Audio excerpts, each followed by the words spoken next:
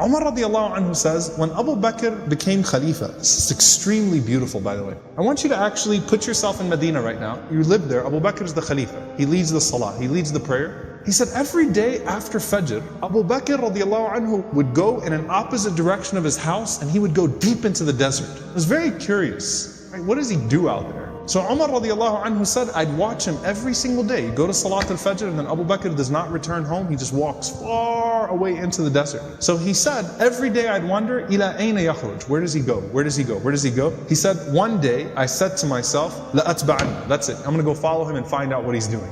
I just can't get over this curiosity of mine. So Umar radiallahu anhu said, I kept the pace from him to where he was at the end of my eyesight, meaning I walked just as far away to where I could still see him. And then he said, I saw him go into this beat up old house. So Umar radiallahu anhu said, I quickly went and I hid behind. And he said, he spent a long time in there. It wasn't like a short amount of time. He spent a long time until after the sun was up, meaning it was getting hot. This is after Fajr, this is way past Duha, way past sunrise. And it got hot and then Abu Bakr radiallahu anhu left the home and he made his way back to Medina. He said, this is way out of the city of Medina now. This isn't even the city of Medina right now. Way out of the city of Medina. So Umar radiallahu anhu said, I waited until I could no longer see him, meaning he made his way back to Medina. And Umar radiallahu anhu said, I knocked on the door, okay? And he said, this woman opened the door. She was elderly, she was frail, she was blind, and there were a bunch of little kids running around, okay? So I said to her, Assalamu alayki, ma sha'nukum ya amatullah. I said, peace be unto you. What is your situation,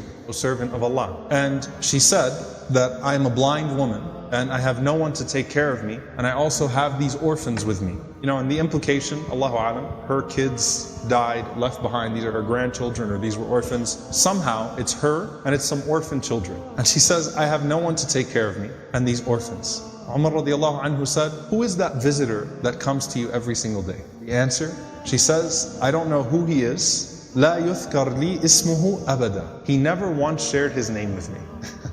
He never bothered to tell me his name. Umar radiallahu anhu said, well, what does he do? قالت جزاه الله خير. She said, may Allah reward him. Every morning he comes. Listen, by the way, she details it. She says, he cleans my home. He washes our clothes. He grinds our wheat. He bakes our bread. He cooks our breakfast. And then he leaves. Subhanallah. Think about that. If this was the only narration we had about Abu Bakr, it's incredible.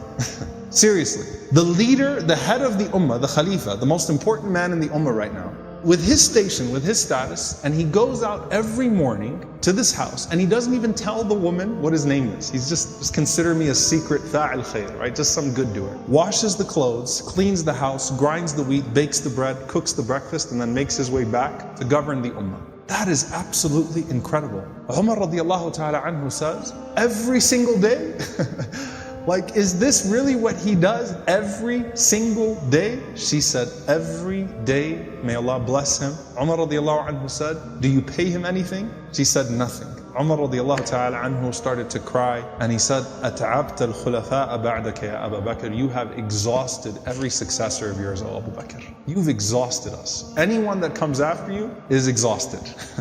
Because this is a standard that is impossible for us to meet. A gem here, by the way, very important. Can you imagine how many deeds of Abu Bakr that history has never recorded? You know, the books of the fada'il, the virtues of Abu Bakr, the things that he used to do. Can you imagine how many of those secrets he actually managed to hide? And why did he not think of himself too good to still do that thing?